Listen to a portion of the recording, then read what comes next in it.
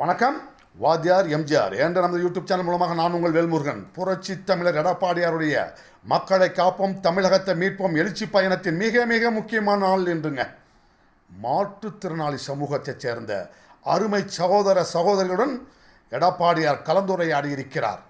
மாற்றுத்திறனாளிகள் குறித்து மிக மிக உணர்வுபூர்வமான கருத்துக்களை, தன் உள்ளத்தில் இருக்கின்ற கருத்துக்களை எல்லாம் எடுத்து கூறி வருகிறார். மாற்றுத்திறனாளிகளுடனான கலந்துரையாடலின் போது அவருடைய கோரிக்கைகளை எல்லாம் கவனமாக கேட்டு அவற்றுக்கு உரிய தீர்வு காணப்படும் என்கின்ற உறுதியையும் உத்தரவாதத்தையும் வழங்கினார் எடப்பாடியார்.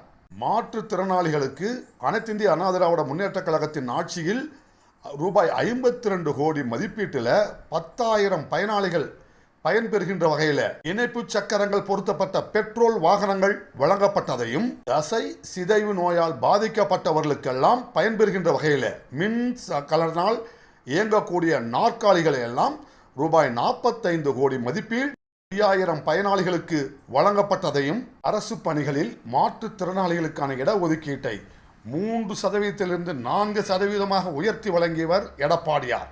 விடியா திமுக ஆட்சியில் மாற்றுத்திறனாளிகளுக்கு கடைகள் ஒதுக்குவதில் நடைபெற்றுள்ள முறைகேடுகள் குறித்து விசாரிக்கப்படும் என்றும், பட்ட படிப்பு படித்த மாற்றுத்திறனாளிகளுக்கு அரசு பணிகளில் உரிய சட்ட விதிமுறைகளை பின்பற்றி வேலை வாய்ப்பு வழங்கப்படும் என்பதையும் தெரிவித்தார் எடப்பாடியார்.